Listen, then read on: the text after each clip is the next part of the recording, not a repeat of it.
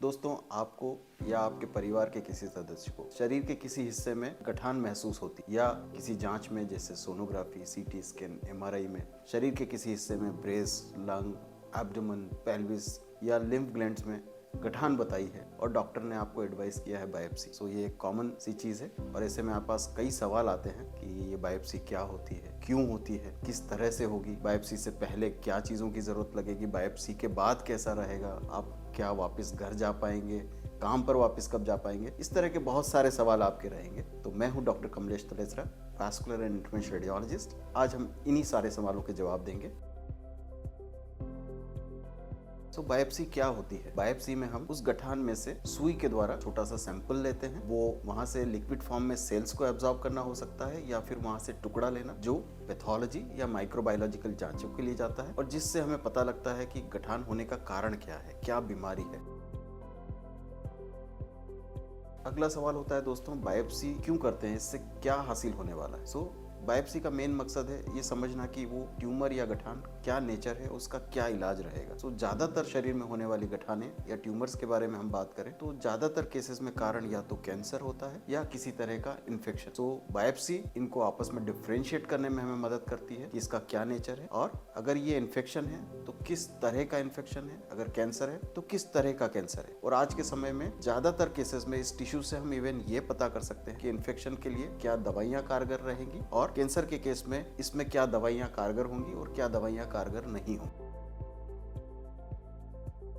जैसे हमने बात किया, बायोप्सिस मेनली दो तरह से हो सकती है। एक होती है फाइन नीडल एस्पिरेशन साइटोलॉजी, जिसमें हम बहुत बारीक सुई का इस्तेमाल करके वहां से लिक्विड लेते हैं, उसके स्लाइड्स बनाते हैं और उनको जांच के लिए भेजते हैं। जबकि दूसरा होता है ट्रू कट बायोप्सी, जिसमें हम वहां से टिश्यू का प्रॉपर टुकड़ा लेते हैं और उसको टुकड़े को फॉर्मेलिन में डालकर कंप्लीट इन्वेस्टिगेशन के लिए भेजते हैं। तो जैसे कि नाम से ही क्लियर है, फाइन एस्पिरेशन नीडल साइटोलॉजी में हमको सैंपल बहुत कम मात्रा में मिलता है और इससे हमारी प्रिलिमिनरी जांच हो सकती है। जबकि बायोप्सी में, ट्रू कट बायोप्सी में हम प्रॉपर टुकड़ा लेते हैं जिससे हम बहुत सारी जांचें कर सकते हैं। तो हम एफएनएसी क्यों करते हैं? ये एफएनएसी का मकसद उन्हीं जगहों पे रहेगा जहां पर लोकेशन बहुत डिफिकल्ट है, जहां पर बायोप्सी करना सेफ नहीं है। वहां से हम एफएनएसी के रास्ते सैंपल ले सकते हैं और इनिशियली एटलीस्ट हम ये पता कर सकते हैं कि हम क्या चीज से डील कर रहे हैं। या कई केसेस में जब हमारा लेवल ऑफ सस्पिशन बहुत कम है तो जस्ट हम रूल आउट करने के लिए कि कोई प्रॉब्लम वाली बात नहीं है, हम एफएनएसी करके उसको रूल आउट कर सकते हैं।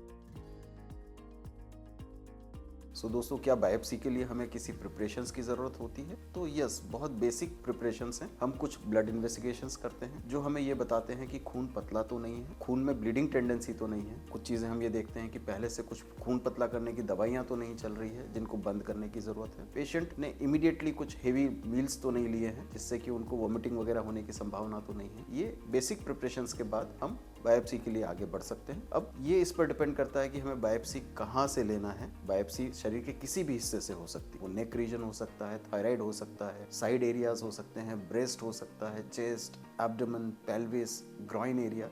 बायोप्सी किस तरह से होनी है, क्या इमेजिंग मोडालिटी पे होनी है, इस पे डिपेंड करता है कि हम किस ऑर्गन की बात कर रहे हैं। बायोप्सी हम किसी इमेजिंग मोडालिटी पे उसको देखते हुए वहां से सैंपल लेते हैं।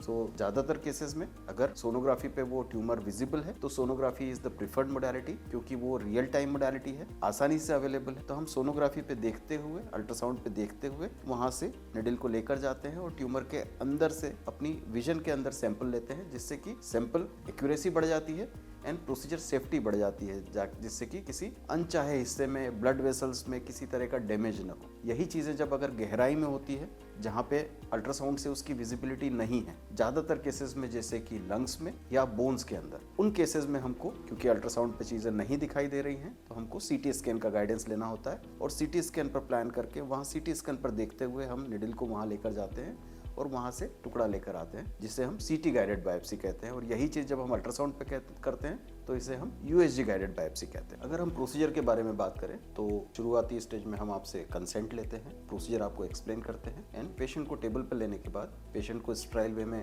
जिस हिस्से से बायोप्सी होनी है उस हिस्से को स्ट्राइल वे में क्लीन करते हैं। ज्यादातर प्रोसीजर्स लोकल एनेस्थीसिया में होते हैं। लोकल एनेस्थीसिया का मतलब हुआ जिस हिस्से में हमें जाने की जरूरत है, सुई लगाने की जरूरत है, उसी जगह पे हम बारीक निडल से लोकल एनेस्थीसिया या स्किन को सुन्न करते हैं। बहुत कम केसेस होते हैं जहाँ पर हमें कुछ सिडेशन की जरूरत लगे यानी मरीज को सुलाने की ज़रूरत पड़े। वो छोटे बच्चों के केसेस में हो सकता है, या जहाँ पे पेशेंट कोऑपरेटिव नहीं है, दर्द बिल्कुल सहन नहीं कर सकते हैं, या पेशेंट कोऑपरेट नहीं कर पा रहे हैं, एजिटेटेड है, मूव कर रहे हैं। ऐसी स्थिति में हमें एनेस्थीसिया बैकअप लेकर सिडेशन की ज़रूरत लग सकती है, या बहुत रेयर केसेस में जनरल एनेस्थीसिया हमें करने की ज़रूरत पड़ सकती है। तो ज़्यादातर केसेस में 99% केसेस में लोकल एनेस्थीसिया में ये प्रोसीजर होता है। प्रोसीजर लगभग 20 से 30 मिनट का होता है, डिपेंडिंग ऑन किस ऑर्गन का कर रहे हैं, क्या इमेजिंग मोडालिटी पे हम सपोर्ट ले रहे हैं। बायोप्सी हो जाने के बाद हम जिस जगह से बायोप्सी किया वहाँ पर कंप्रेशन देते हैं जिससे ब्लीडिंग नहीं हो। पेशेंट को रिकवरी एरिया में शिफ्ट करते हैं। 1 से 2 घंटे के लिए depending on the biopsy site observation की ज़रूरत होती है। अगर कुछ मरीज दर्द की कंप्लेन कर सकते हैं, उस केस में उनको दर्द की दवाई देने की ज़रूरत हो सकती है। और 1 से 2 घंटे के ऑब्जर्वेशन के बाद ज़्यादातर केसेस में मरीज को हम घर जाने के लिए अलाउ कर देते हैं। ऐसे में मरीजों का क्वेश्चन होता है कि क्या हम ड्राइव कर सकते हैं। हमारी सलाह यही होती है कि ज़्यादातर केसेस में आप साथ में अटेंडेंट को लेके आएँ, ताकि ड्राइविंग आपको खुद नहीं करना पड़े। यहाँ पे बायोप्सी के बारे में एक आखिरी इंटरेस्टिंग चीज़, कई सारे लोगों का एक सवाल होता है और ये एक मिथ है कि क्या बायोप्सी करने से, ट्यूमर को नीडल टच करने से क्या ये ट्यूमर फैल जाएगा, क्या कैंसर फैल जाएगा। तो ऐसा बिल्कुल नहीं है। ये स्टैंडर्ड प्रोसीजर का पार्ट है और बिना बायोप्सी के इलाज संभव नहीं है। तो चाहे वो इन्फेक्शन है या कैंसर है, बायोप्सी से ही पता लगेगा और उसके बाद उसका सही इलाज हो पाएगा। एक और कॉमन सवाल है कि बायोप्सी की रिपोर्ट कितने दिनों में आती है। बायोप्सी की रिपोर्ट सामान्यतः 3 से 5 दिनों में और एफएनएसी की रिपोर्ट 1 से 2 दिनों में आ जाती है। दोस्तों, अगर आपको ये वीडियो अच्छा लगा तो ज़रूर लाइक कीजिए, और इस तरह की जानकारी और चाहते हैं तो हमें सब्सक्राइब करें। दोस्तों, मिलते हैं अगले इन्फॉर्मेटिव वीडियो में।